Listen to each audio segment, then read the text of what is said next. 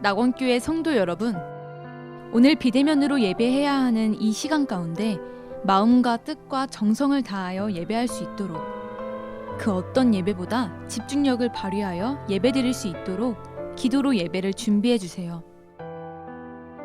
믿음의 가족들을 위해서도 함께 기도해 주세요. 홀로 예배하기 힘든 지체들과 연약한 성도들이 결코 하나님과 멀어지지 않도록, 영적으로 방황하지 않도록 이 시간 함께 기도합니다. 샬롬 샬롬 샬롬 샬롬 샬롬 샬롬 내니 두려워 말아라 나의 아들 나의 딸아 안심하라 샬롬 샬롬 샬롬 샬롬 샬롬 샬롬 나의 평안을 주노라 세상과는 다른 평안 두려워 말라 샬롬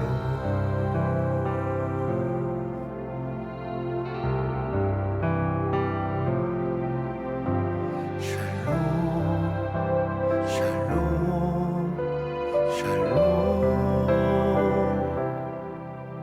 샬롬 샬롬 샬롬 내니 두려워 말아라 나의 사랑 나의 이스라엘 안심하라 샬롬 샬롬 샬롬 샬롬 샬롬 샬롬 평강 있을지어다 아버지께서 날 보냄같이 나도 널 보내노라 샬롬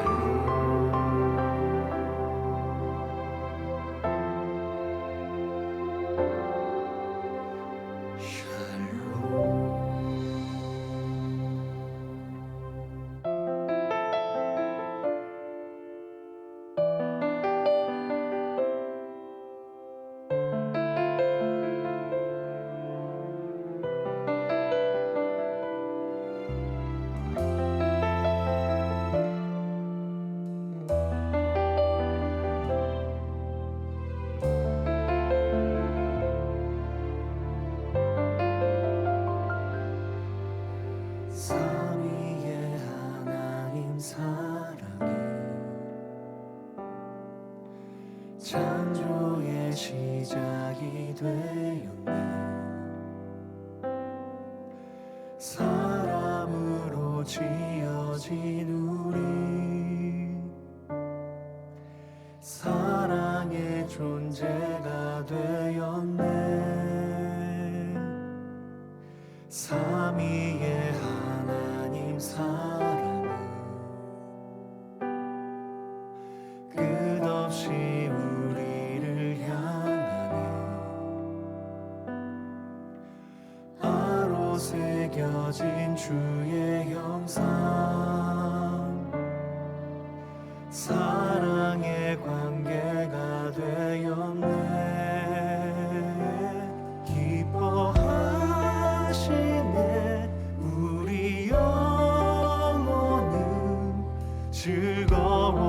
하시네. 우리 노래를 온 마음 다해 주를 찬양해. 내 생명 다해 주를 높이리라.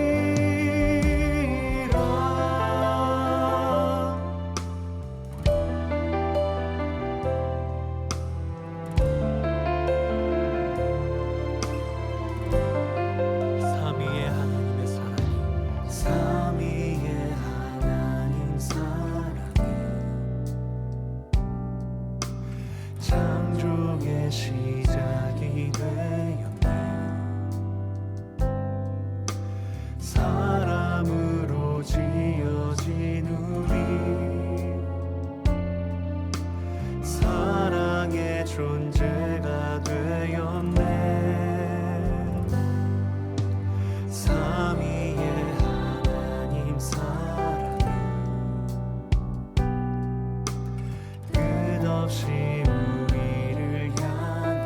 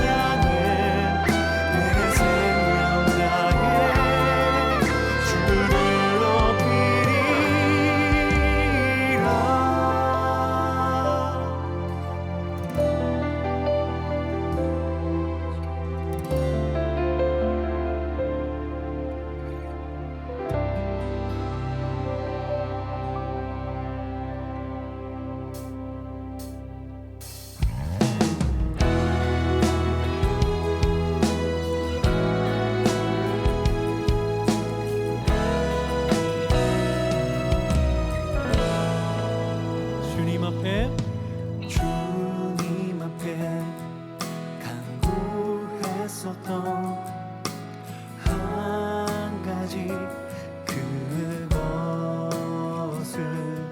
구하리니 내 일생 주전에 거하게 하소서.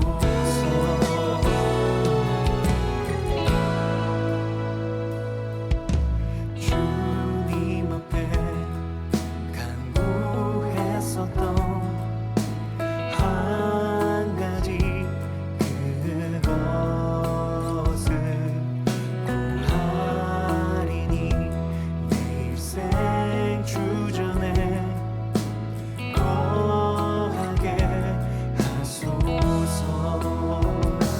주의 아름다움을 바라보면서 내가 주님 전에서 주 찬양하리라. 주의 아름다움을 바라보면서 내가 주님 전에서 주 찬양하리라. 한 번 더 고백하겠습니다. 주님 앞에 간구했었던 한 가지 그것을 구하리니 내 일생 주전에 거하게 하소서. 주의 아름다움 늘 바라보면서 내가 주님 전에서 주 찬양하리라.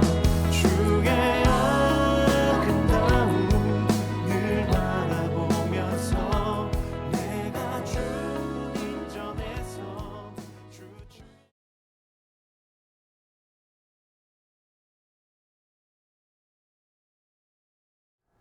시간이 되었습니다. 이 시간 묵도하심으로 2021년 8월 29일 주일 예배 하나님께 드립니다. 묵도합니다.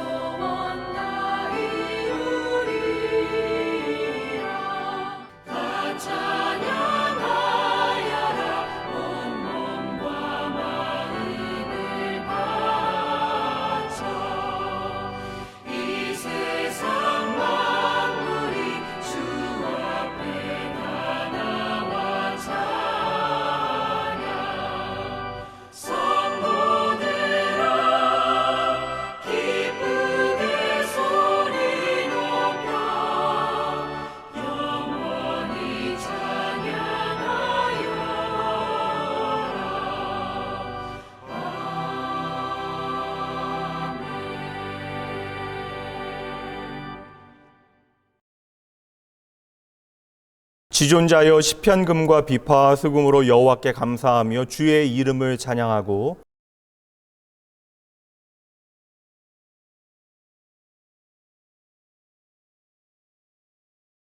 여호와여 주께서 행하신 일로 나를 기쁘게 하셨으니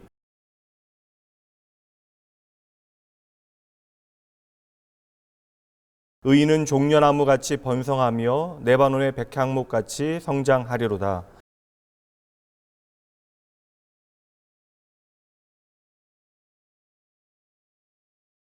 그는 늙어도 여전히 결실하며 진액이 풍족하고 빛이 청청하니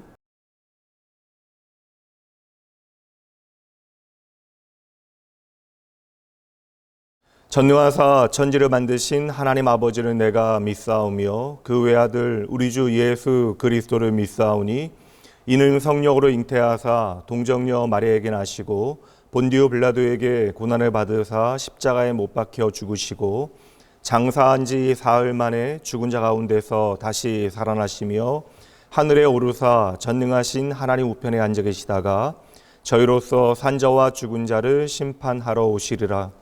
성령을 믿사오며 거룩한 공예와 성도가 서로 교통하는 것과 죄를 사하여 주시는 것과 몸이 다시 사는 것과 영원히 사는 것을 믿사옵나이다. 아멘.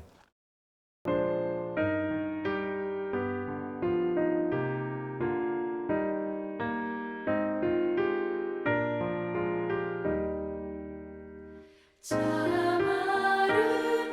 아름다워라 주님의 세계는 저 솔로몬의 옷보다 더 고운 백합화 주 찬송하는 듯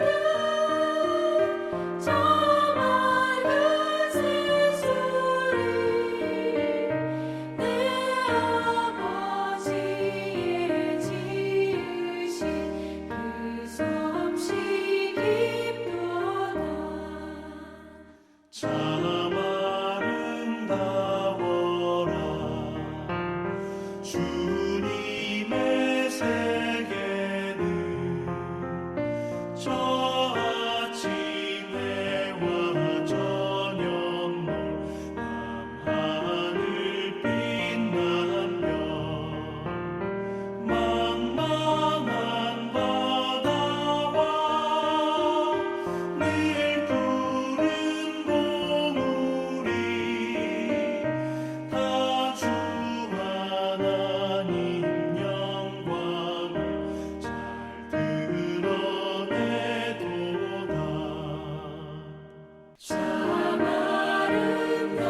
아름다워라 주님의 세계는 저 산에 부는 바람과 잔잔한 시냇물 그 소리 가운데 주 음성 들리니 주 하나님의 그 뜻에 나을 듯하도다.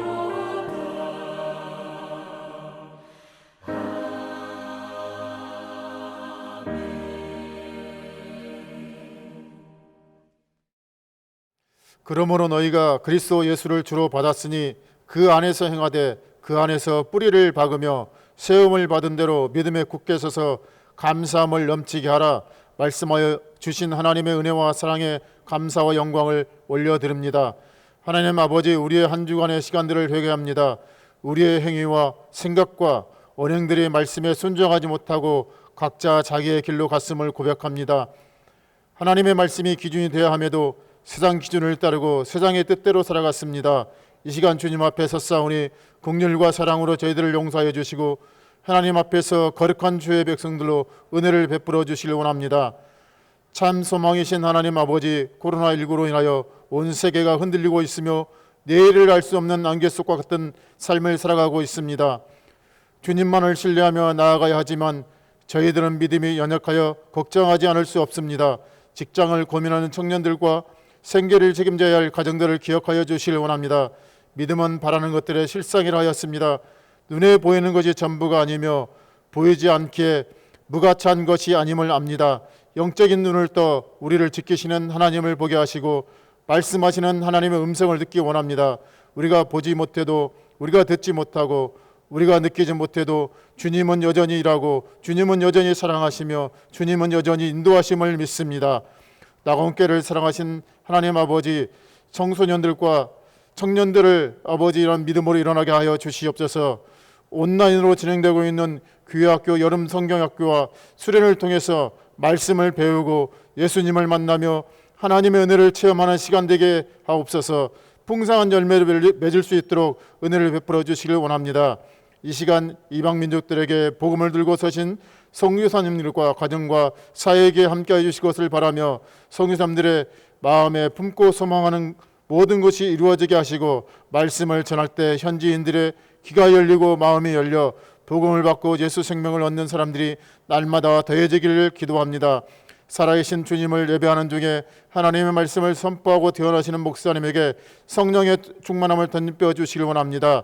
선포하시는 목사님의 말씀을 통해 온 성도가 살아계신 하나님의 음성을 듣게 하시고 그 말씀 안에 반응하며 순종과 결단으로 나아가는 성도들의 삶이 되기를 원합니다.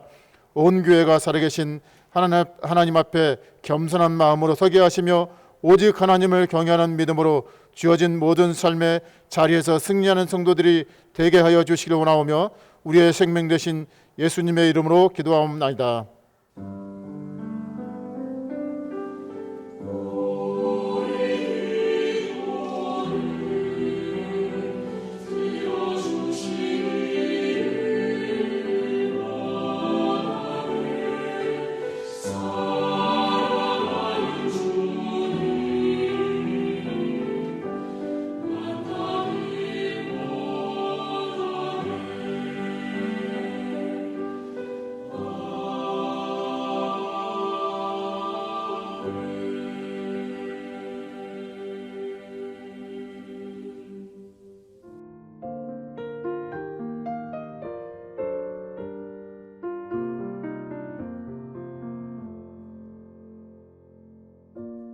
(2021년 8월) 마지막 주 주일 낙원교회 교회 소식입니다. 할렐루야! 오늘 주일 예배에 함께 하신 여러분 모두를 주님의 이름으로 환영합니다. 예배 안내 드립니다. 거리두기 지침에 따라 모든 예배는 80명 제한으로 현장 예배를 드릴 수 있습니다. 주일 예배는 9시, 11시, 1시에 3부로 나누어 예배하며 예배 신청은 주일 2시 30분에 받습니다. 교육부서 예배는 현장 예배와 온라인 예배로 함께 드립니다. 유초등부 성경학교와 중고등부 성경학교가 오늘까지 진행됩니다. 낙원교회 다음 세대들이 이 시간을 통해 아름다운 믿음의 걸음을 내디딜 수 있도록 성도님들께서 함께 기도해 주시고 응원해 주세요. 저녁 30분 말씀 읽기와 10분 기도를 위해 문자가 발송됩니다. 진리의 말씀을 읽고 여러분 안에 담아내어 믿음을 여러분의 삶으로 살아내는 성도 되셔야 합니다. 낙원교회 가족이 기도로 한 달을 시작하는 무지개 가족 새벽 기도회가 이번 주 9월 4일 토요일에 있습니다. 금요 예배는 없으며 예배는 6시에 시작합니다. 2021년의 두 번째 설교 주제 크신 하나님 까닭에 멋지고 아름다운 인생이라는 주제로 말씀이 선포됩니다.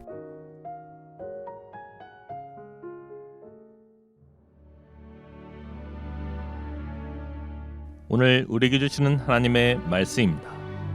사무엘하 6장 14절에서 15절까지의 말씀입니다.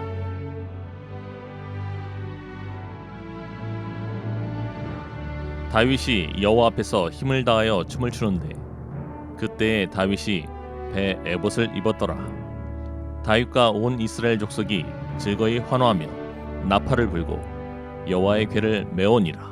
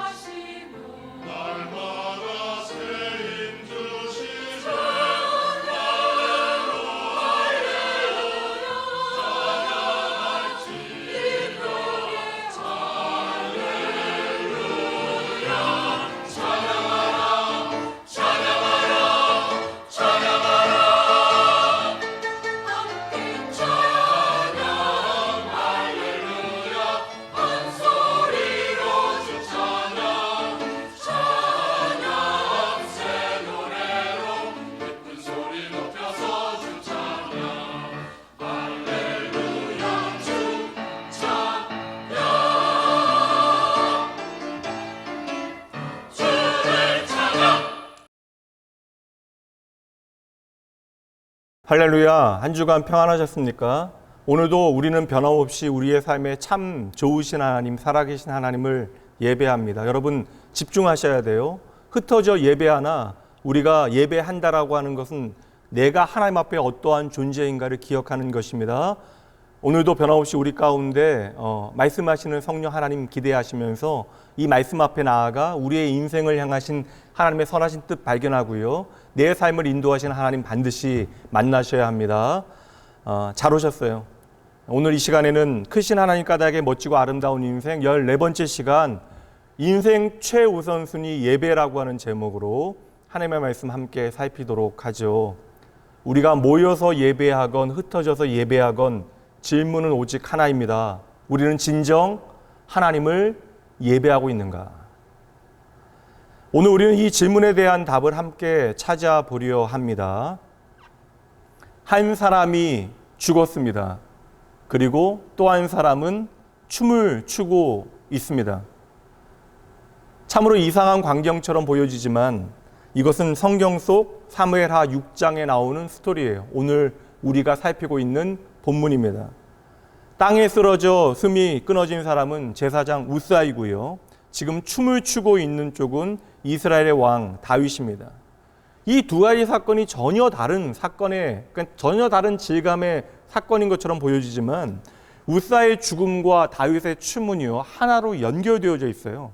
이 두 사건은 어떠한 중요한 상징 하나와 연결되어져 있는데 그것은 바로 언약궤입니다.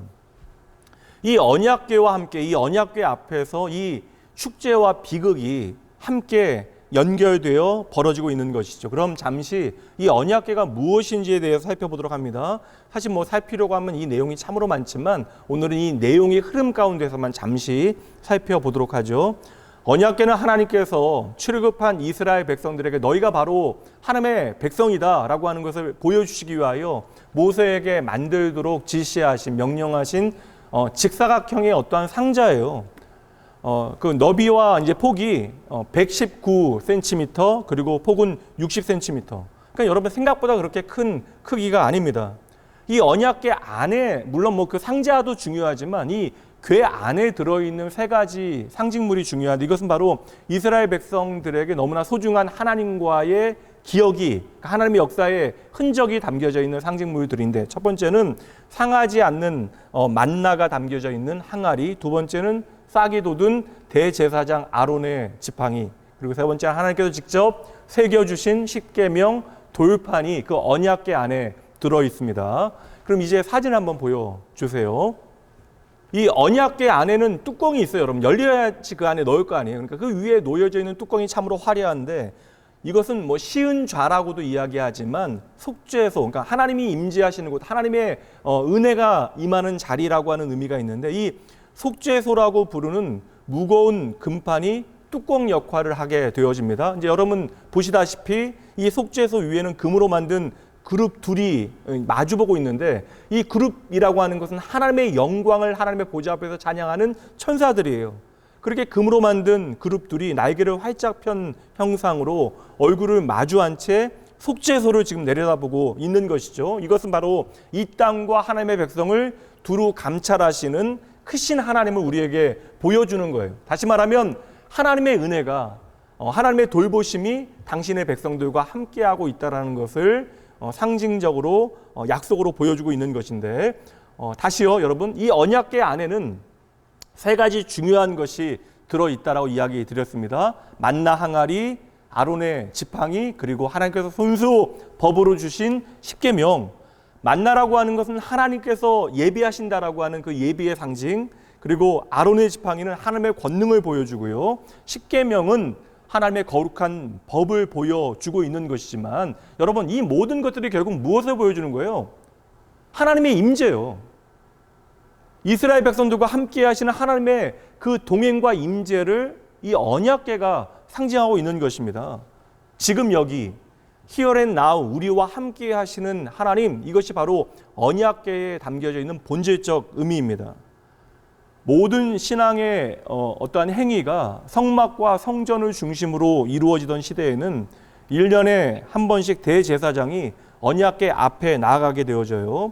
개인적으로 속죄의 제물을 드린 후에, 그러니까 자신을 거룩하게 한 다음에 언약궤가 있었던 지성소 안에 들어가게 되어지는데, 그렇게 대속죄일의 대제사장은 흠없는 흠없는 그 희생 제물의 피를 언약궤 위에 그 속죄소에 붓게 되어져요.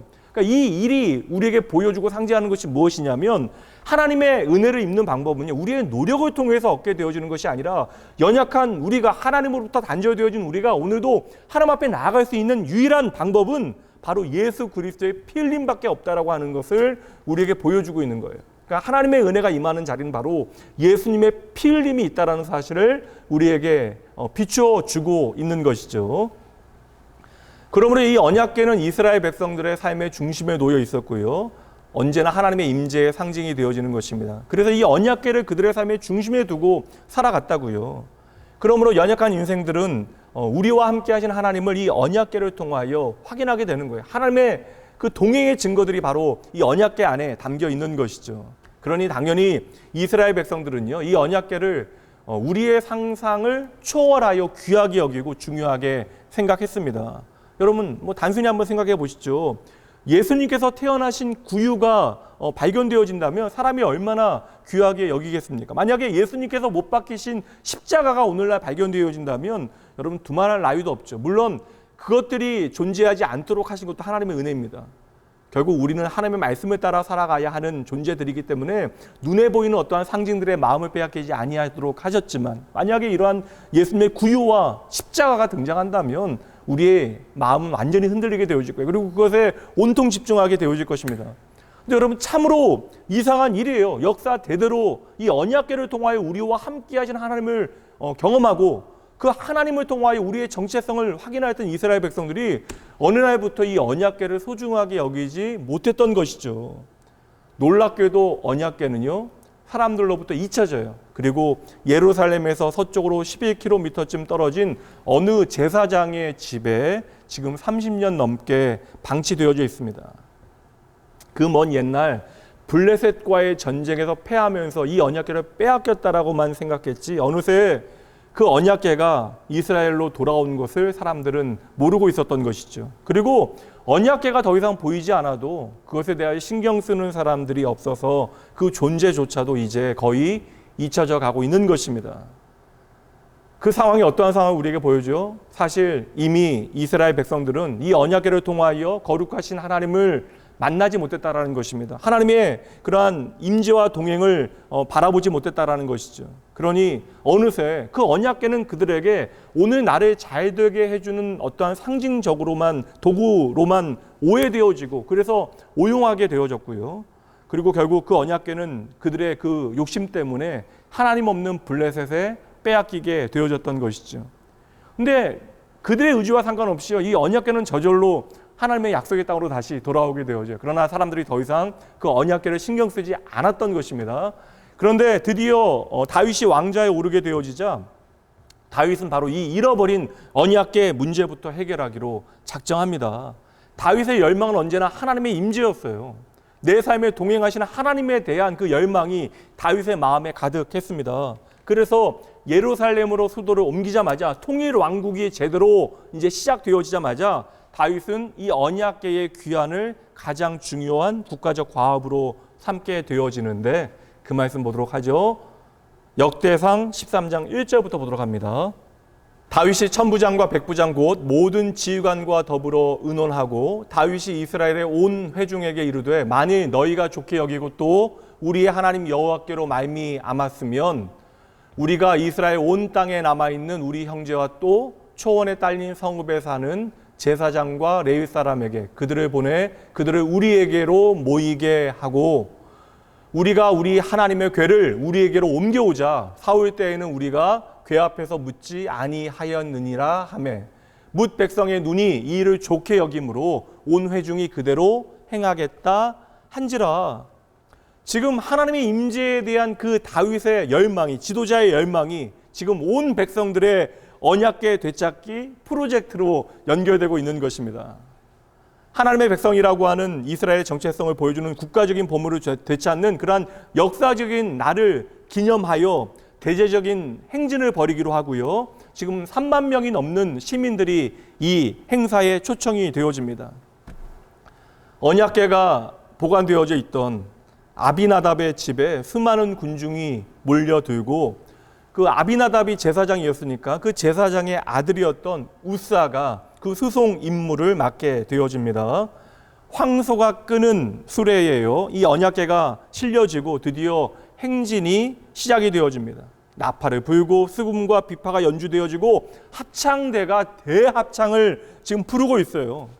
모든 것이 여러분 순조롭습니다. 모든 것이 여러분 이보다 더 좋을 수 없어요. 모든 사람들이 이 축제에 함께하고 있습니다. 그런데 한 3km 정도 이르게 되어지자 험한 길을 만나게 되어지고 그 튼튼했던 황소가 비틀거려요. 그렇게 수레가 흔들리게 되어지자 언약궤가 기우뚱거리며 기울어졌던 것인데 그때에 우사가 언약궤가 땅에 떨어질까 봐 손을 내밀어 언약궤를 붙잡습니다. 근데 바로 그 순간 사건이 벌어져요. 우사가 죽게 돼요. 6장 7절 말씀입니다. 여호와 하나님이 우사가 잘못함으로 말미암아 진노하사 그를 그곳에서 치시니 그가 거기 하나님의 궤 곁에서 죽으니라. 정말 예상치 못한 일이 벌어진 것입니다. 한창 이제 고조되어졌던 축제의 분위기는 한순간에 엉망이 되어져 버리잖아요. 놀란 백성들은 우르르 집으로 돌아가게 되어집니다. 그리고 낙심한 다윗 왕도 이것을 어찌 해야 할지 모르니까 예루살렘으로 발길을 돌리게 되어지는데 다윗은 우선 이 모든 상황이 파악되어질 때까지 언약궤를 오벳 에돔의 집에 보관하도록 합니다. 10절 말씀이요. 여호와의 궤를 옮겨 다윗성 자기에게로 메어 가기를 즐겨하지 아니하고 가드 사람 오벳 에돔의 집으로 메어 간지라. 그러니까 다윗도 이 문제를 어떻게 해결해야 하는가 답을 찾기 위하여 예루살렘으로 이 언약궤를 옮기는 일을 중단하고 오벳 에돔의 집에 제사장 오벳 에돔의 집에 이 언약궤를 이렇게 머물게 한 것인데 이렇게 석 달의 시간이 지나게 되어지고 다윗은 다시 돌아와서 오벳 에돔의 집으로부터 언약궤를 되찾고요 행진을 재개하게 되어져요. 아마도 다윗이 이 모든 문제를 해결한 것이죠. 그리고 이번에는 아무도 죽지 아니합니다. 그런데 이번에는 여러분 더 이상한 일이 벌어져요. 이 길에서 충판이 벌어집니다. 바로 오늘 말씀이 그 말씀이에요. 이 말씀 다시 보죠. 6장 14절 말씀.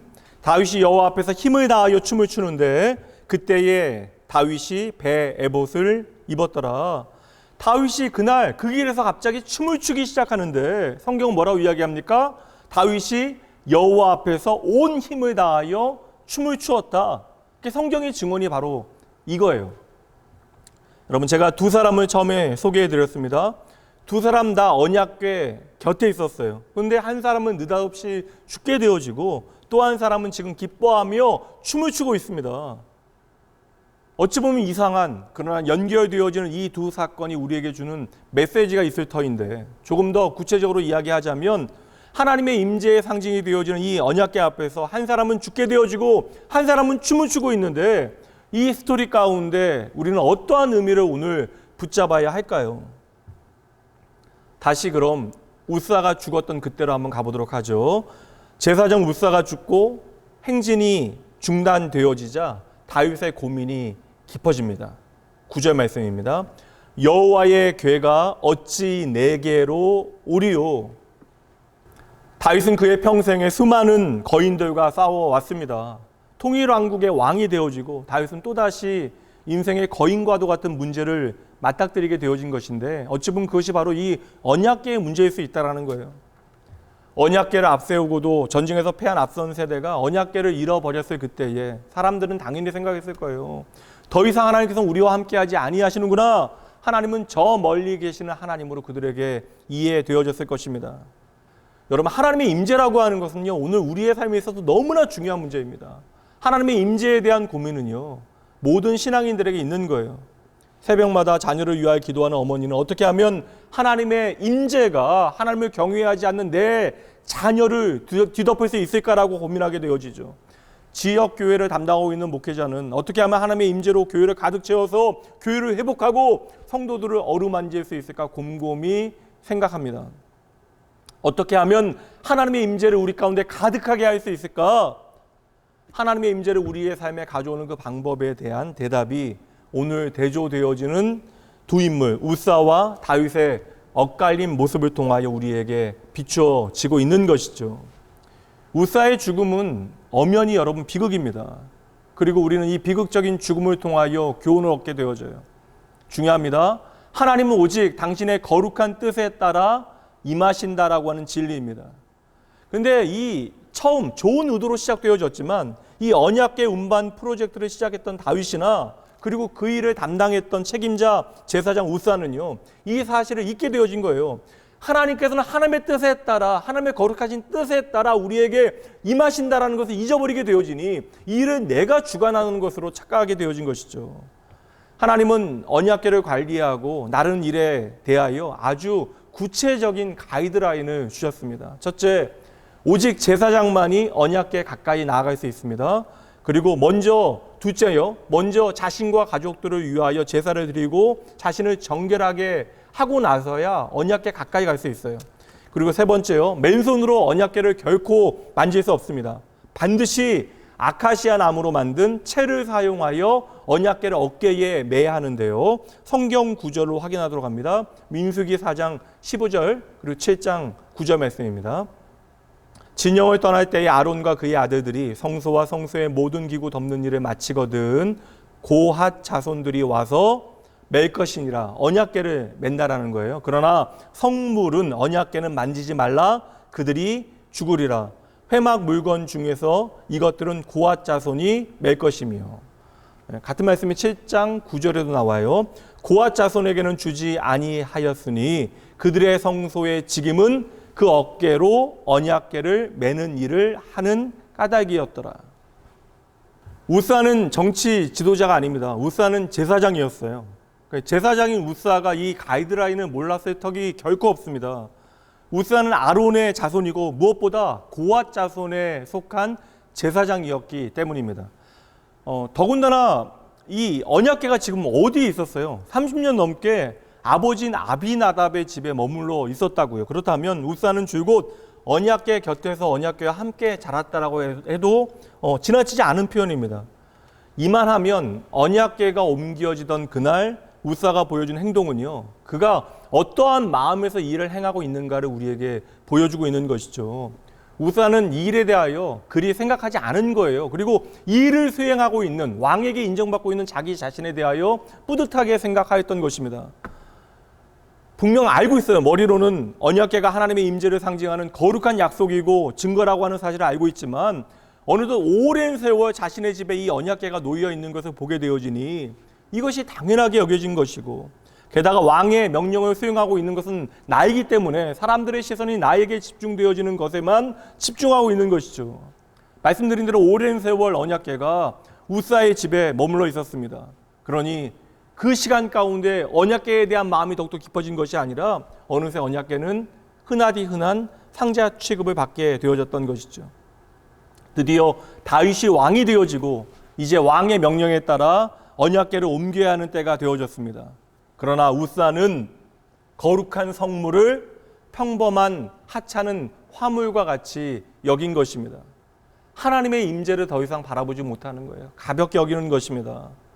하나님의 명령을 반드시 따라야 하는 제사장이 그 명령을 따라야 하는데 그 명령을 따르는 대신 자신의 편리대로 결정하였던 것이죠. 고핫 자손 제사장들이 멜체를 통하여 어깨에 반드시 메어야 하는 그 언약궤를 지금 수레에 올려놓고는 제사장 대신 황소가 끌고 가게 한 것입니다. 성도 여러분, 눈앞에 있는 현상을 보지 마세요. 이 현상 이면에 흐르고 있는 경건의 실체가 무엇인지, 하나님을 향한 태도가 무엇인지를 여러분 주목하셔야 합니다. 여기는 순종이 없어요. 예배가 없습니다. 오직 나의 편리함만을 생각하고 있어요. 하나님께서 지금 화가 나신 이유를 여러분 잘 아셔야 돼요. 지금 언약궤를 대하는 우사의 태도가 하나님을 대하는 그의 태도가 되어지는 것이죠. 알겠습니다. 그래서 하나님께서 지금 경노하고 계시는 거예요. 그럼에도 우리는 궁금합니다. 그렇다고 꼭 하나님께서 그의 생명까지 취하셔야 했는가? 저도 참 예전에는 궁금했어요. 근데 우리가 먼저 질문해야 하는 것이 있습니다. 어째서 하나님께서 우사를 죽게 하셨는가? 그것이 중요한 것이 아니라 왜 하나님께서는 불황당과 같은 저와 여러분을 여태까지 살려 두셨나? 이것을 먼저 물어야 하는 것이죠. 사실 엄정히 따지면 우사나 저와 여러분이나 별반 다를 것이 없어요. 어찌 보면 하나님의 임재에 대하여 우사보다도 우리는 더 못한 태도를 가지고 있을지도 모릅니다. 단순히 생각해도요, 제목을 제대로 하지 못하는 수많은 이 땅의 교회들과 하나님의 은혜 앞에 싸늘하게 식어버린 허다한 심령들을 감안하면 하나님께서 왜 이리도 오래 참아주실까라고 하는 생각을 하게 되어져요.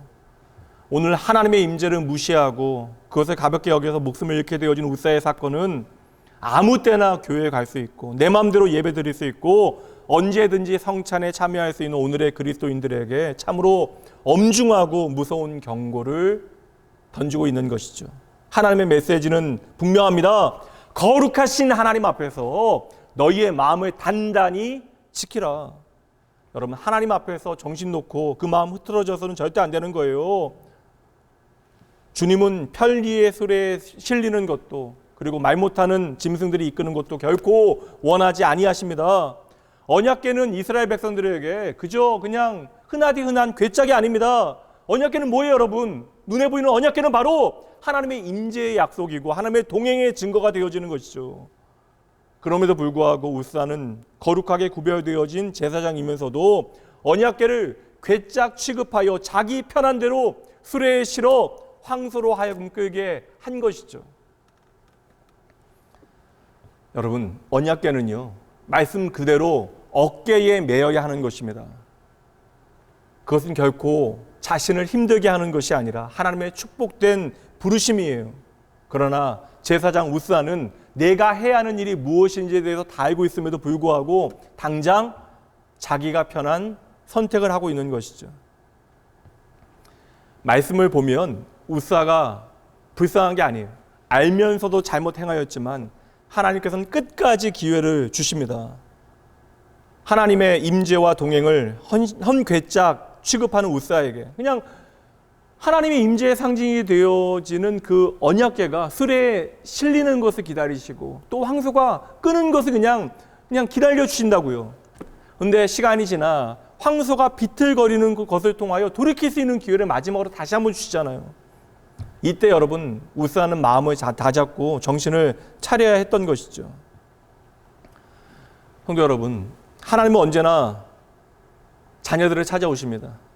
그러나 여러분, 그것은 우리의 뜻에 따라 임하게 되어지는 것이 아니라 하나님의 거룩하신 뜻에 따라 임하시는 것이에요. 우리가 마음대로 오시라 가시라 할 수 있는 것이 아니라고요. 왕이라고 마음대로 오시라 가시라 할 수 있는 것이 아니라고요. 제사장이라고 우사가 마음대로 그 일을 결정할 수 있는 것이 아니라는 것입니다. 우리가 당신의 계명을 지키고 마음을 정결케 하고 하나님을 향한 분명하고 온전한 고백을 드릴 때, 그 말씀에 순종하게 되어질 때 그제서야 우리는 하나님의 임재를 경험하게 되어지는 것이죠. 그러므로 하나님의 임재는요, 하나님을 하나님으로 인정하는 자들에게만 주어지는 하나님의 축복이 되어지는 것입니다. 하나님은 오늘도 우리를 위하여 임재하고 우리와 동행하시지만 결코 우리 편한 대로 섬기고 우리 편한 대로 예배해서는 안 된다라는 거예요. 하나님은 우리가 상상할 수 없을 정도로 저와 여러분을 사랑해 주시지만 여전히 오늘도 하나님은 창조주 하나님이시고 우리는 그의 피조물이 되어짐을 여러분 잊지 마셔야 합니다. 팬데믹이라고 하는 특별한 시절을 지나며 오늘 우리의 예배를 돌아보게 되어져요. 팬데믹은 당장 우리에게 참으로 힘겹고 거친 비극적인 시절과 사건으로 다가오지만 오늘 말씀의 우사의 비극과 같이 우리에게 비추어주는 중요한 진리가 그 안에 담겨져 있습니다. 성도 여러분, 예배는요, 우리의 문제를 하나님 앞에 가져오는 것이 아닙니다. 도리어 우리의 모든 문제가 하나님의 주권과 다스림 아래에 있다는 사실을 믿고 선포하는 것이 예배가 되어져야 돼요. 그러므로 예배자의 마음은 슬픔과 비통함이 아니라 기쁨과 감사의 응답이어야 하는 것이죠. 얼마 전 통계를 보니까 한국교회 성도들이 이제는 코로나를 지나가면서 이 팬데믹을 지나가면서 59%가 온라인 예배로도 주일 성수를 온전히 할 수 있다라고 대답했습니다. 제한적인 상황에서는 우리가 할 수 있는 최선일 수 있어요. 그렇다면 여러분 다시 한번 묻고 싶습니다. 왜 여러분은 그렇게 온라인 예배를 드리고 싶어 하십니까? 왜 온라인 예배도 참된 예배다라고 우리가 변증하려고 하는 것입니까? 이제 이 팬데믹이 지나고 나서도 우리의 예배가 수레에 실려 황소가 끌고 가서는 절대 안 돼요. 우리가 우리의 어깨에 메어야 하는 것입니다. 이 불편이 여러분 결코 저주가 아니라고요. 나쁜 일이 아닙니다. 우리를 힘겹게 하는 것이 아니에요. 세상에 무거운 짐진 인생이 예수 그리스도의 멍에를 지고 하나님의 임재 가운데 하나님과 동행하며 살아가게 하는 하나님의 축복된 부르심이 되어지는 것이죠. 여러분, 우리의 예배는 우리가 우리의 어깨에 메어야 하는 것입니다. 팬데믹으로 말미암아 우리 가운데 다양한 신앙생활에 대한 감정들이 일어나고 있어요. 무엇보다 그 어떤 것과도 비교할 수 없는 축복된 예배에 대한 수많은 논쟁과 비판과 걱정거리들이 어느새 성도들의 마음을 불편하게 만들었고 예배에 대한 근원적인 질문들을 던져 놓게 되어졌습니다. 그리고 이제는 편하게 예배하는 분들도 많아졌어요. 그러나 여러분이 오늘 예배당에 모여서 예배하건 흩어져서 홀로 예배하건 다시 한번 말씀드립니다. 오늘 우리가 던져야 되는 질문은 오직 하나예요. 우리는 진정으로 오직 하나님만을 예배하고 있는가? 어느새 저와 여러분의 예배가 우사의 예배가 되어진 것이 아닙니까? 이제 두 번째 인물 살펴보도록 하죠. 언약궤 앞에서 춤을 추던 다윗은 우리에게 어떠한 메시지를 던져주고 있습니까? 우사가 참혹하게 죽게 되어진 것을 다윗이 목격하고요. 참담한 마음으로 예루살렘으로 돌아가게 되어지는데요. 역대상 13장 11절 말씀이요. 여호와께서 우사의 몸을 찢으셨으므로 다윗이 노하여 그곳을 베레스 우사라 부르니 그 이름이 오늘까지 이르니라. 베레스 우사는 여호와께서 우사를 치셨다라는 거예요. 매를 대셨다라는 의미입니다. 그리고 다윗은 이 사건을 하나님의 분노로 읽어냈던 것이죠. 3달 동안 이 사건을 되새겨보고 다시 한번 말씀을 확인하고 다윗은 준비되어진 모습으로 언약궤를 가지러 돌아갑니다. 이제 이 언약궤를 옮기는 일을 자신이 주도하지 않아요. 이전과는 달리 하나님의 계명에 따라 행진을 시작합니다. 언약궤를 황소가 끄는 수레에 실지 아니하고 제사장들이 직접 언약궤를 짊어져요. 편리함을 선택하는 대신에 희생의 제사를 드리고 있는데 역대상 15장 14절과 15절 이에 제사장들과 레위 사람들이 이스라엘 하나님 여호와의 궤를 메고 올라가려 하여 몸을 성결하게 하고 모세가 여호와의 말씀을 따라 명령한 대로 레위 자손이 채에 여호와의 궤를 깨어 어깨에 매니라. 게다가 조금도 서두르지 아니합니다. 사무엘하 6장 13절 여호와의 궤를 맨 사람들이 6걸음을 가매 다윗이 소와 살찐 송아지로 제사를 드렸다. 이렇게 가장 좋은 것으로 하나님께 제사를 드린 후에 하나님의 임재 앞에서 하나님만을 예배한 후에 이제 다윗이 무엇을 하고 있느냐? 그 다음 말씀 14절 여호와 앞에서 힘을 다하여 춤을 추는데 제사를 드렸던 다윗이 이제 하나님 앞에 있는 힘껏 춤을 추고 있었다라는 거예요. 근데 이게 우리가 이렇게 이렇게 마음을 다 힘을 다하여 춤을 췄다라고 우리말 성경에 나와 있는데 히브리어 원문에는 다윗이 원을 그리며 빙글빙글 돌아가고 이리저리 뛰어다니고 공중으로 솟구쳐 오르는 장면들을 아주 생동감 있게 그려내고 있어요. 여러분 이 춤은 고상한 왈츠나 적당하게 손과 발로 리듬을 맞추는 것이 아닙니다. 언약궤를 옮겨오는 이벤트에 마음을 빼앗겼던 다윗은 이제 하나님의 임재 앞에서 춤꾼 다윗으로 거듭나게 되어진 거예요.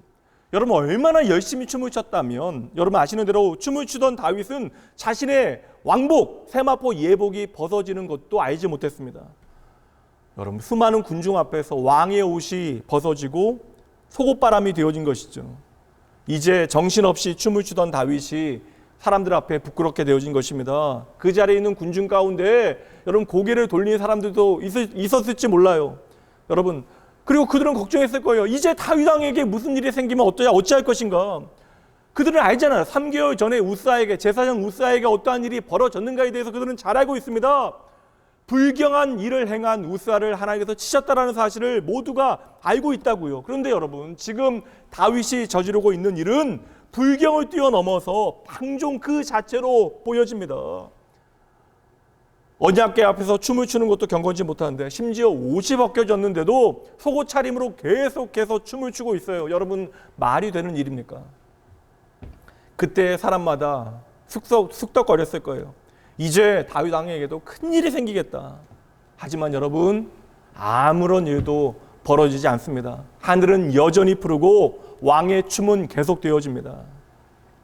분명한 사실은요, 다윗 왕의 춤이 하나님께 불쾌하게 여겨지거나 화가 나신 것은 결코 아니라는 것이죠. 그렇다면 여러분, 같은 언약궤 앞에 있었는데 우스아와 다윗의 차이가 무엇입니까? 신학적인 설명을 드리는 것보다 어떠한 예가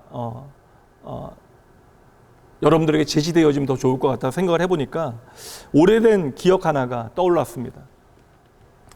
제 딸이 이제 20살이 되었지만 아주 어릴 적에 한 4살, 5살 때 그때였던 것 같아요. 이제 제 딸은 제 앞에서 이렇게 춤을 추곤 했습니다. 밖에서는 안 그러는데 제 앞에서 이렇게 아내나 제 앞에서 춤을 추곤 했는데 정말 말이 안 되는 춤이에요. 그리고 오래도 그 몸을 흔들어 댑니다. 그리고 부모인 우리가 그것에 집중해 주기를 원해요. 그럼 여러분, 제가 그 모습에 불쾌하겠습니까? 왜 되도 않는 춤을 박자도 안 맞게 추냐고 제가 아이를 혼을 내겠어요? 여러분, 한번 생각해 보시죠. 처음 다윗은 사람들의 눈에 화려한 언약궤 프로젝트를 준비하고 있습니다. 그리고 이를 내가 주관할 수 있다라고 생각했을 것이에요. 그런데 다윗이 하나님의 임재는 내가 주관하는 것이 아니라는 사실을 깨닫게 되어지자 사람들의 시선을 더 이상 아랑곳하지 않게 되어진 것이죠. 그리고 다윗은 그저 하나님 앞에서 온 힘을 다하여 춤을 추고 있는 것입니다. 하나님께만 시선을 맞추게 되어지고 하나님만을 기뻐하니 그가 자연스레 하나님 앞에서 춤을 추고 있는 것이죠. 그러한 다윗을 하나님께서 꾸짖으실 이유가 있겠습니까? 여러분, 다윗이 원래부터 흥이 많은 사람이라 춤을 추고 있는 것입니까? 아니에요, 여러분. 성경을 다 뒤져봐도 여기 말고는 다윗이 춤을 췄다라고 하는 기록을 우리는 찾아볼 수 없습니다. 골리앗을 쓰러뜨린 후에도 모든 사람들이 환호하고 있을 그때에 다윗은 춤추지 않아요. 침착합니다. 왕이 되어진 후에도 너무 기뻐서 춤을 췄다라고 하는 기록이 없어요. 예루살렘을 차지한 그 후로도 오늘과 같은 춤파는 벌어지지 아니합니다. 그러나 하나님의 임재가 예루살렘에 들어오는 순간만큼은 다윗이 그냥 가만히 조용히 앉아 있을 수 없었다라는 거예요. 그래서 지금 다윗은 하나님 앞에서 사람들의 시선에 매이지 아니하고 온 힘과 마음을 다하여 하나님만 바라보고 하나님 앞에서 춤을 추고 있는 것이죠. 저는 이것이 다윗이 하나님 앞에 드렸던, 하나님의 임재 가운데 하나님 앞에 드렸던 가장 아름다운 예배라고 생각합니다. 당연히 하나님께서는 당신의 임재를 기뻐하는 다윗을 기뻐하고 계시는 것이죠. 오늘 사건은 저와 여러분을 향하여 분명한 질문을 던지고 있어요. 당신도 다윗처럼 하나님의 임재를 기뻐하고 즐거워하고 있는가? 저와 여러분을 위하여 죽으시고 부활하신 주님께서 승천하시면서 마지막 약속으로 주신 말씀 보도록 하죠. 마태복음 28장 20절. 내가 너희에게 분부한 모든 것을 가르쳐 지키게 하라. 볼지어다. 뭘 봐요? 내가 세상 끝날까지 너희와 항상 함께 있으리라 하시니라. 여러분이 이 놀라운 하나님의 약속이 아무렇지도 않으십니까? 이제 내가 영원히 너와 함께 하겠다. 이 약속이 너무나 놀랍고 감사하여 이부자리를 박차고 일어나서 밤새도록 하나님을 향하여 찬양하며 기도하며 감격해 본 경험이 있으십니까?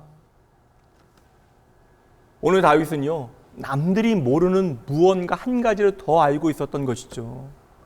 다윗은 지금 놀라운 진리 하나 때문에 오늘 춤을 추고 있는 것입니다. 이것이에요.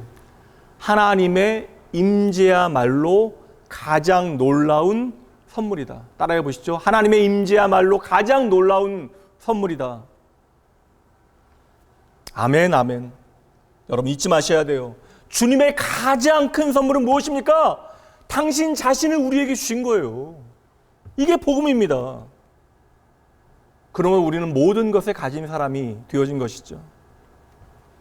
숨막히게 아름다운 저녁 노을에 우리가 감탄해요. 푸르른 바다를 보고 있노라면 마음이 뻥 뚫리게 되어집니다. 막 태어난 아기를 보면 그냥 절로 눈물이 나요. 나의 소중한 가족은 내 삶을 보석처럼 변하게 합니다. 근데 여러분, 이 소중한 모든 것들이 사라진다라고 생각해 보세요. 석양과 바다와 옹알이하는 아기와 항상 나의 편에 서 있는 나의 가족까지 사라지게 되어집니다. 정말 우리에게 남아있는 것이 아무것도 없다라고 한번 생각해 보시죠. 이제 내게 남아있는 것은 길이 없고 물이 없는 광야뿐이에요. 그럼에도 불구하고 우리가 그 아무것도 없는 모래 위에서 춤을 출 수 있는 이유가 무엇입니까? 이것이 바로 오늘도 우리가 예배할 수 있는 이유인데 무엇이에요? 바로 하나님께서 오늘 나와 함께 하시기 때문에 이것이 바로 하나님의 임재입니다. 다윗은 바로 이 사실을 제대로 알고 있었던 것이죠. 그리고 하나님은 이 말씀을 통해 이 진리를 오늘 당신의 사랑하는 모든 자녀들에게, 바로 저와 여러분에게 알려주기를 원하시는 것입니다. 여러분, 우리는 결코 혼자가 아니에요. 언제나 주님은 우리와 함께 하십니다. 우리와 동행하십니다. 하나님은 그 자녀를 사랑하시기 때문에 절대로 그 자녀들을 홀로 남겨두지 아니하십니다. 혹 우리가 두려움과 근심과 질병과 죽음에 떨고 있을지라도 결코 우리를 그 가운데, 절대적인 절망 가운데 있도록 남겨두지 아니하신다고요. 그러므로 여러분, 우리는 하나님의 임재 앞에서 즐거워할 수 있습니다. 잔치를 벌이고 함께 뛰놀며 기뻐하는 것이 마땅합니다. 다윗의 기쁨이 어떻게 확장되어지는가를 보세요. 사무엘하 6장 18절 19절. 다윗이 번제와 화목제 드리기를 마치고 만군의 여호와의 이름으로 백성들을 축복하고 모든 백성 곧 온 이스라엘 무리에게 남녀를 막론하고 떡 한 개와 고기 한 조각과 건포도 떡 한 덩이씩 나누어 주매 모든 백성이 각기 집으로 돌아가니라.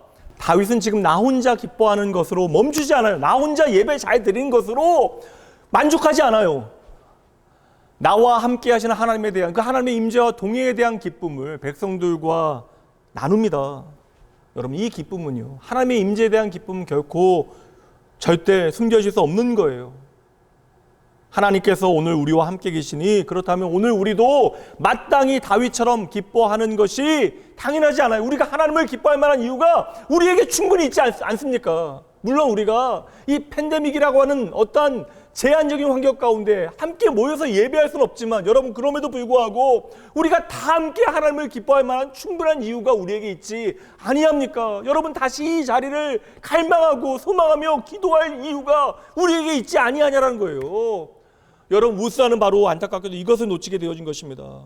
우사의 눈에는 하나님은 어떠한 분이에요? 그 조그만 상자에 갇힐 수 있는 작은 분, 그래서 내가 균형을 잡도록 도와주어야 할 분으로 오해되어졌던 것이죠. 우사는 그렇게 하나님을 맞이할 준비가 전혀 되지 않았던 것입니다. 그분의 거룩하신 임재 앞에서 자기를 정결하게 하기 위하여 조금도 노력하지 않았어요. 어떠한 불편도 각오하지 아니합니다. 제사장이면서도 제사를 드리지 않아요. 예배를 드리지 않아요. 계명을 다 알면서도, 말씀을 다 알면서도 그 말씀을 전혀 지키지 아니합니다. 그렇게 회개나 순종은 나와 상관없는 일이라고 착각하게 되어지니 그 모든 일들은 그냥 생략하게 되어지고, 그냥 언약궤를 수레에 싣고 황소에게 끌게 한 다음에 신나게 지금 출발하였던 것입니다.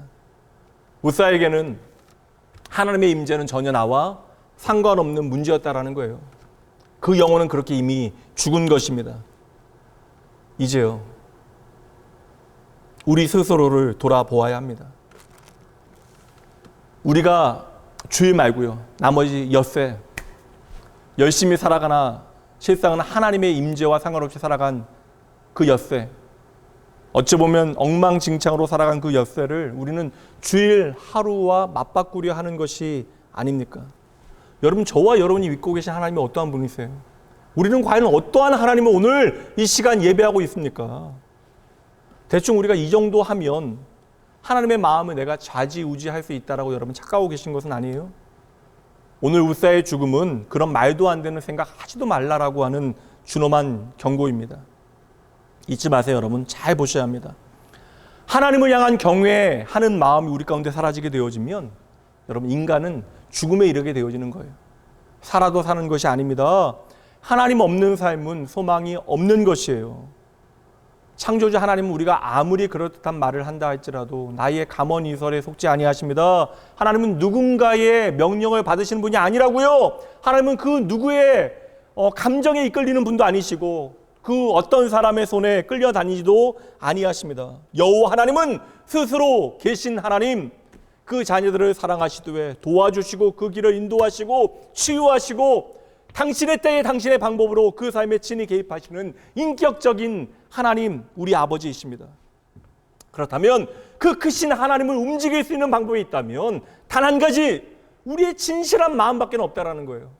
진실한 마음만이 크신 하나님을 움직이시도록 할 수 있다라는 거예요. 그래서 하나님 오늘도 경건하고 순종하며 하나님을 향하여 줄인 심령을 찾으시는 것입니다.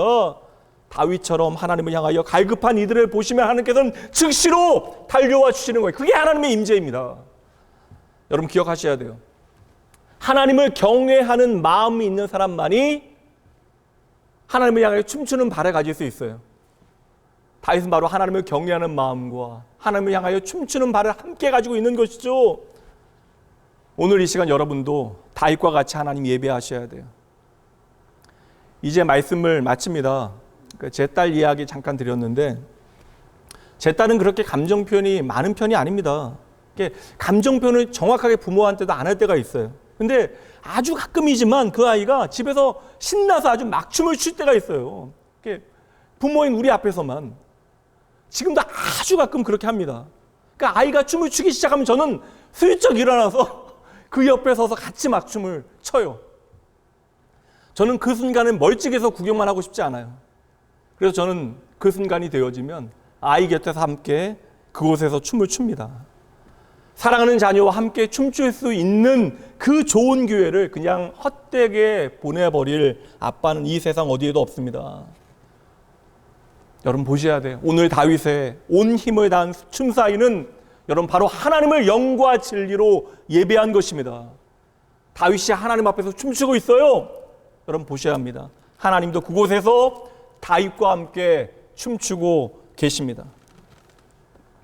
어느새 왕의 옷을 벗고요, 자녀의 옷으로 갈아입고 하나님을 향하여 다윗이 청하고 있는 것이죠. 주님, 저와 함께 춤 추시겠습니까? 이게 하나님의 임재예요. 그리고 하나님은 언제나 그 사랑하는 자녀와 기쁨으로 춤추길 원하십니다. 마지막으로 처음 드렸던 질문으로 오늘 설교 마치도록 하죠. 오늘 여러분은 참으로 하나님을 예배하십니까? 기도합니다.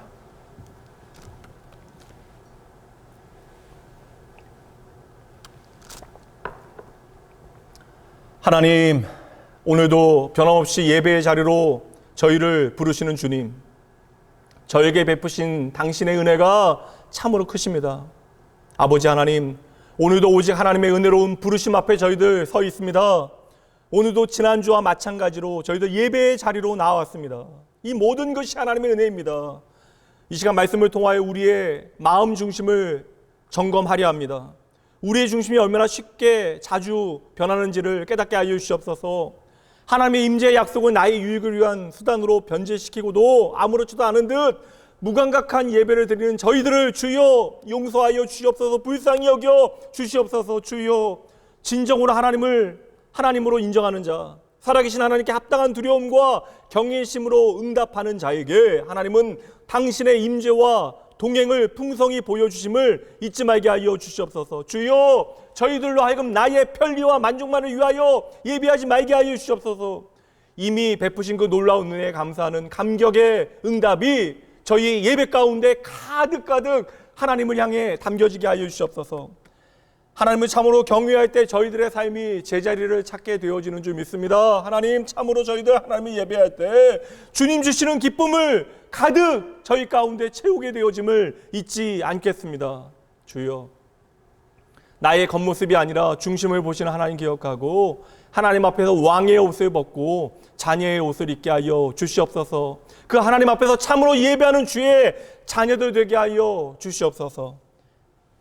사람들의 시선이 아니라 오직 하나님의 시선에 매여 다윗과 같이 하나님 앞에서 기쁨의 춤을 추도록 우리를 도우시고 우리와 함께 춤춰 주시는 나의 주, 나의 예수님 이름으로 간절히 기도합니다.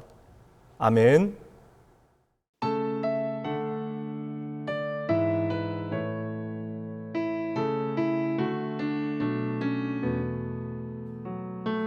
만물을 지으시고 만물을 지으시고 여전히 다스리는 창조주 하나님을 우리는 믿습니다. 이 시간 함께 모여 우리를 원하시는 사랑의 하나님을 예배합니다. 죄로 멀어진 우릴 위해 이 땅에 오신 어린 양 예수, 길과 진리 생명주를 통해 우리는 나아갑니다. 마음의 노래를 들으시는 주님, 두려움에서 지금 일어나 사랑으로 오라 하시네. 우리의 약함을 잘 아시는 주님, 늘 우리와 동행하시며 참 기쁨과 소망 주시는 주를 예배합니다.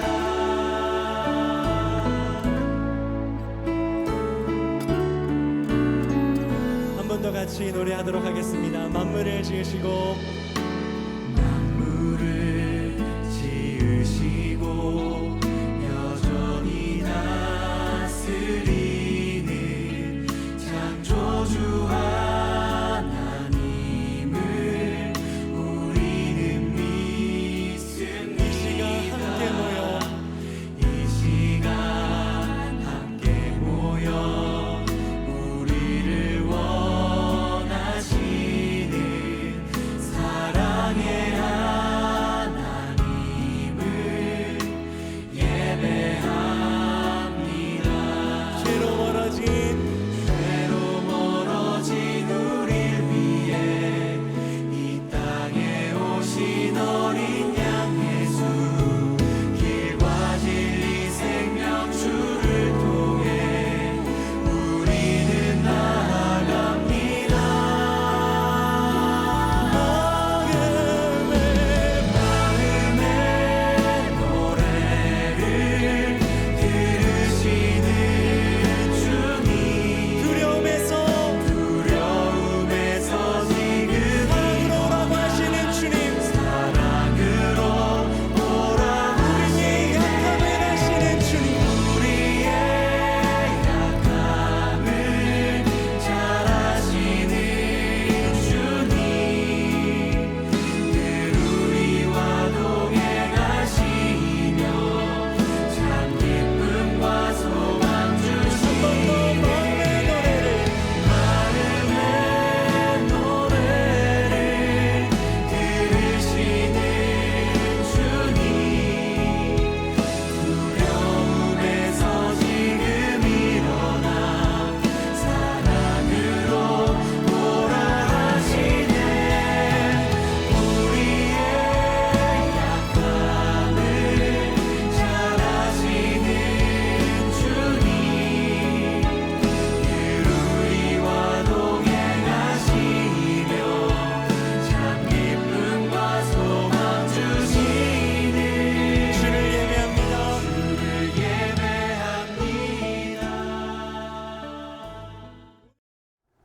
하나님 참 감사합니다. 모든 것이 하나님의 은혜입니다. 이 시간 주님의 그 놀라운 은혜와 사랑에 감사하여 주님 앞에 드린 이 모든 고백 주여 기뻐 받아 주시옵소서. 오늘 이 기쁨의 예배 가운데 저희도 준비한 작은 물질 주님께 돌려드립니다.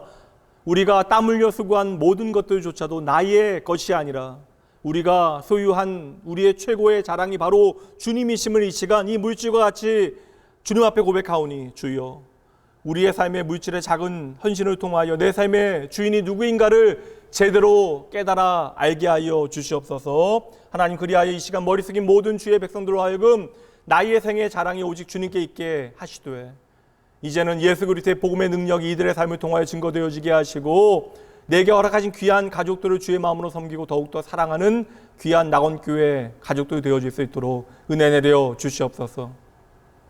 저에게 새로운 한 주 허락하셨습니다. 이제 우리가 걸어가게 되어질 믿음의 길 예수 그리스도와 동행하며 항상 행복한 하루하루 되어질 수 있도록 주여 축복하여 주시옵소서. 모든 감사와 영광과 기쁨 주님께만 올려드리며 우리의 삶의 유일한 기쁨과 만족되어지신 예수 그리스도 그 아름다운 이름으로 축복하며 간절히 기도합니다. 아멘. 평화 하나님의 평강이 당신의 삶에 넘쳐나기를 평화 하나님의 평강이 당신의 삶에 가득하기를 축복합니다. 이제는 우리 주 예수 그리스도의 은혜와 하나님의 사랑하심과 성령 하나님의 함께하심이 오늘 이 시간 말씀을 통해 하나님의 임재를 바라지 못했던 우리의 모든 그릇된 중심을 내려놓고 이제 하나님의 그 거룩하신 임재 앞에서 하나님을 경외하는 마음과 하나님 앞에 춤추는 발을 가지고 언제나 참으로 하나님을 예배하는 삶을 살아가기로 결단하고 다짐하는 모든 주의 사랑하는 백성들을 위해 이들의 가정과 자녀와 일터와 삶의 모든 현장 가운데 이 나라의 오늘과 내일 그리고 모든 고난의 자리 참으로 어려운 시간을 보내고 있는 이 땅의 교회들 위해 지금으로부터 영원까지 함께 있을지어다. 아멘.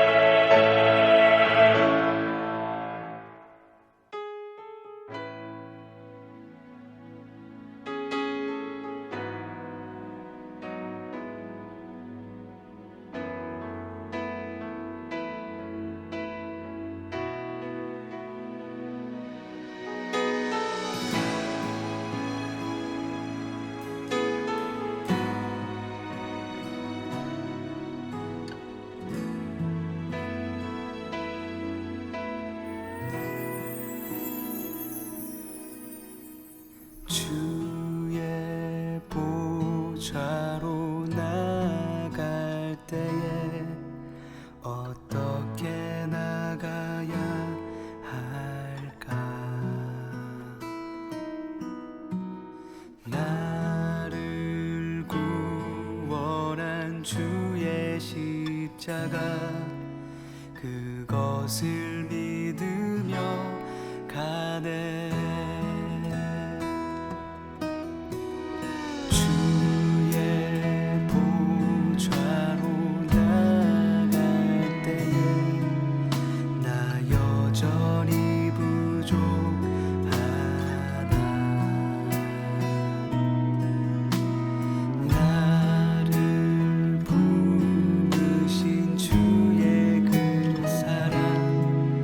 그것을 믿으며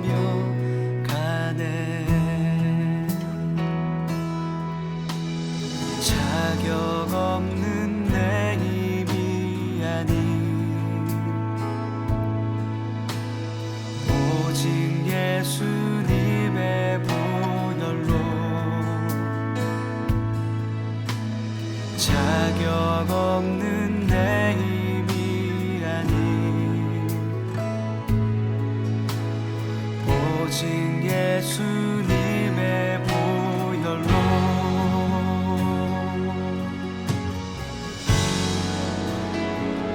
십자가의 보혈 완전하신 사랑 힘입어 나아갑니다.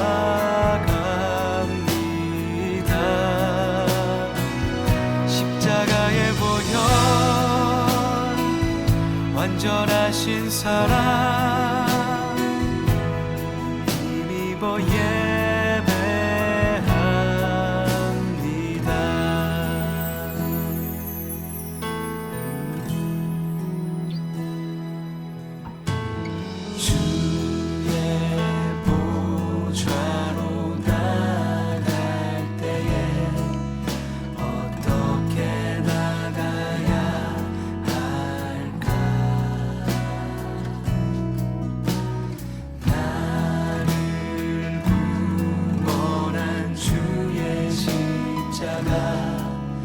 그것을 믿으며 가네.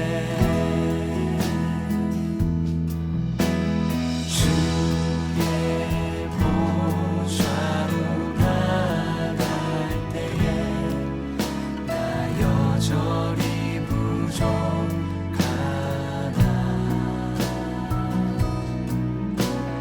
나를 품으신 주의 그 사랑 그것을 믿으며 가네. 자격 없는 내 힘이 아닌 오직 예수님의 보혈로 자격 없는 내 힘이 아닌 오직 예수님의 보혈로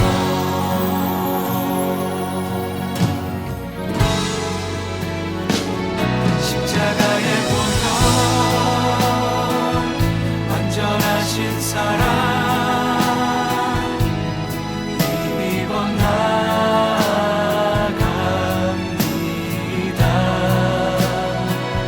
십자가의 보혈 완전하신 사랑 힘입어 예배합니다.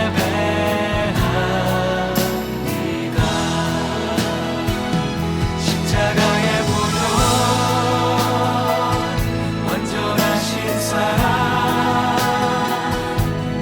힘입어 나아갑니다.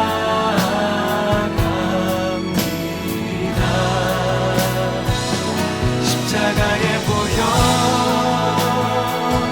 완전하신 사랑 힘입어 예배합니다.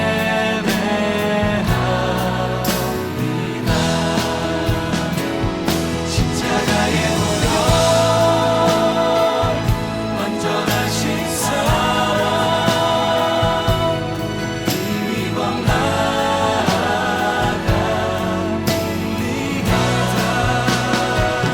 십자가의 보혈 완전하신 사랑 힘입어 예배합니다.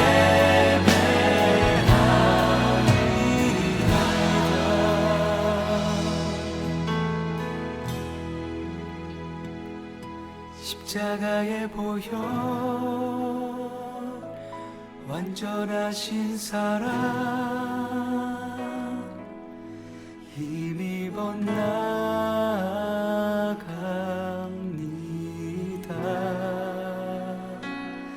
십자가의 보혈